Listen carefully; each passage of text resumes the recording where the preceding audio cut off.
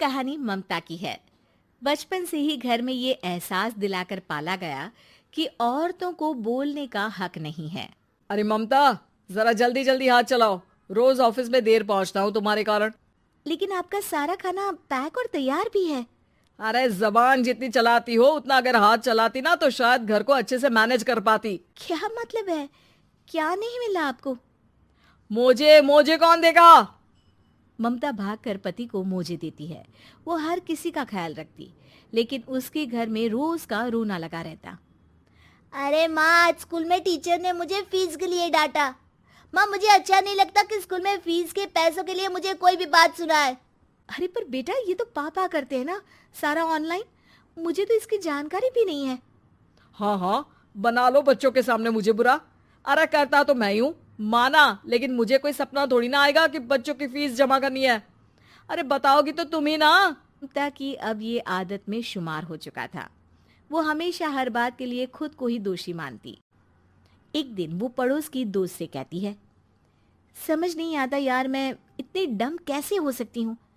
बात तो सही भी है ना। अब पति बेचारा नौकरी करे, पैसे कमाए, या फिर ये देखे कि बच्चों की फीस का वक्त है। क्या करूँ यार। पता नहीं, मेरे पति तो सारा काम खुद ही करते हैं।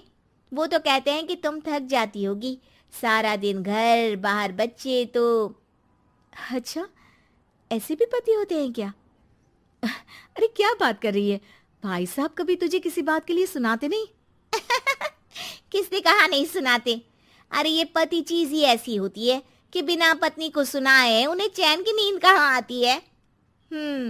तो तू भी परेशान रहती होगी कि कैसे, क्या, कब भूल गई।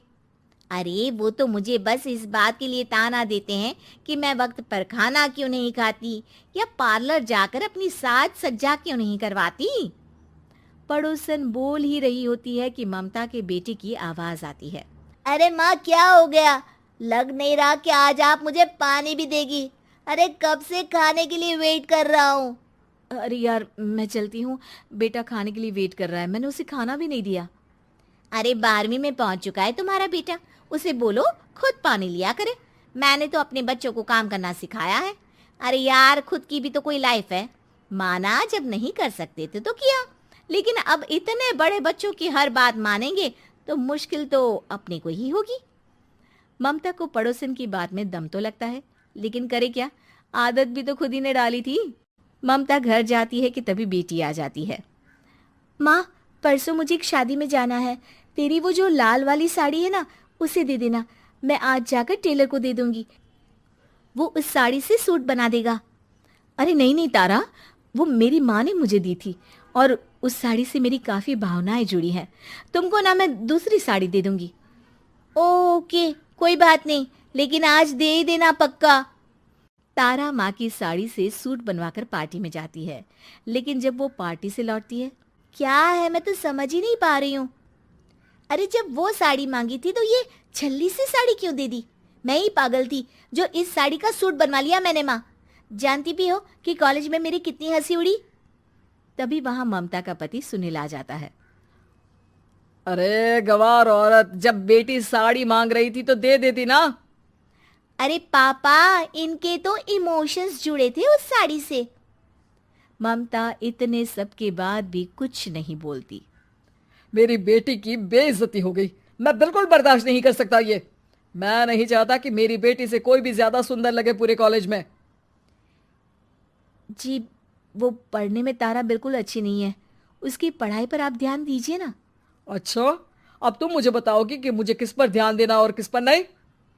रमेश जैसा ही ये वाक्य पूरा करता है, ममता की बेटी और पति उस पर जोर जोर से हंसते हैं।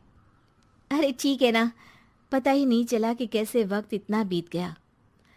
अरे कैसे पता चलेगा माँ, हम लोगों के पीछे जो तू बैताल की तरह चिपकी रहती थी, तुझे कैसे वक्त का पता चलता। ममता को पहले सास ससुर, फिर पति और बच्चों की तरफ से इस तरीके की बातें सुनकर उसका मन बहुत दुखी रहता था। एक दिन, सुनो ना, बहुत दिनों से कमर के नीचे बहुत दर्द रहता है। कल मैंने देखा तो एक फोड़ा था। अरे ममता, एक बार अपने पति से बात करो, वो तुम्हारा फोड़ा डॉक्टर को दिखा देंगे। अरे नहीं नहीं, वो तो गुस्सा हो जाएंगे। अरे क्यों गुस्सा हो जाएंगे? तुमको दर्द है, हाँ, लेकिन वो यही बोलेंगे कि ऑफिस जाऊं या फिर तुम्हें लेकर डॉक्टर के पास। तो बेटे से ही बात कर ले। अरे वो तो मैं कर लूं, लेकिन फोड़ा है ऐसी जगह कि उसे बताते मुझे शर्म आएगी। लेकिन कुछ ना कुछ तो करना जरूरी है ना, ऐसे कब तक फोड़े के दर्द से तड़पती रहेगी। अब तो सोच रही हूँ कि इनसे बात कर ही लूं, वरना दर्द के मारे कहीं मर ना जाऊं। लेकिन शाम को, ममता, क्या किया तुमने आज? खाने के डिब्बे में कैसा खाना दिया था?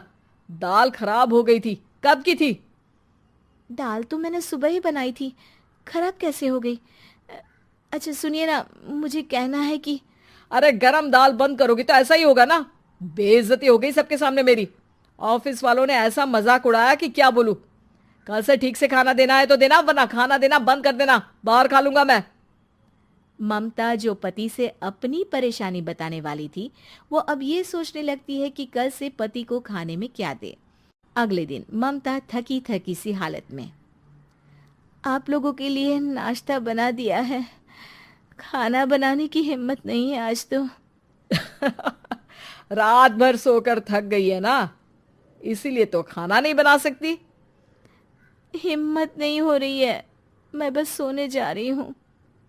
बस मैडम को सोने का बोल दो, फिर देखो कैसे सोती रहती है। माँ फिर वही पराठा सब्जी। अरे हमारे साथ के दोस्त एक से बढ़कर एक नाश्ता खाना लेकर आते हैं, आप तो बस। सभी घर से निकल जाते हैं, लेकिन जब शाम को बेटा घर आता है तो घर में अंधेरा रहता है। बेटा लाइट जलाता है। क्या माँ, तुम्हारा भी जवाब नहीं है बिजली का बिल बचाने के लिए? वो बोल ही रहा होता है कि सामने माँ जमीन पर लेटी मिलती है। वो उसके पास जाता है। अरे माँ, क्या हो गया माँ? तभी वहां पड़ोसन आती है। अरे बेटा, तुम्हारी माँ के पैर के पास एक फोड़ा है, जिसके कारण ये लगातार कमजोर होती जा रही थी। मैंने उसे पहले ही कहा था कि घर में बता दो, लेकिन तुम्हारी माँ किसी को तंग करना नहीं चाहती थी। तभी वहां डॉक्टर आ जाता है। अरे इनके ऑर्गन में दिक्कत है, कोई बात है जो इनके मन में खटक रही है। अरे नहीं नहीं, इसके मन में कोई बात नहीं है। कोई काम है नहीं ना इसके पास, सारा दिन बस घर में ही रहती है। देखिए, मैं तो ये नहीं जानता, लेकिन हाँ, इनके मन में हमेशा कोई बात रह जाती होगी, इसीलिए उनकी ये हालत है। अगर आप समय से नहीं ले आते तो हो सकता था कि।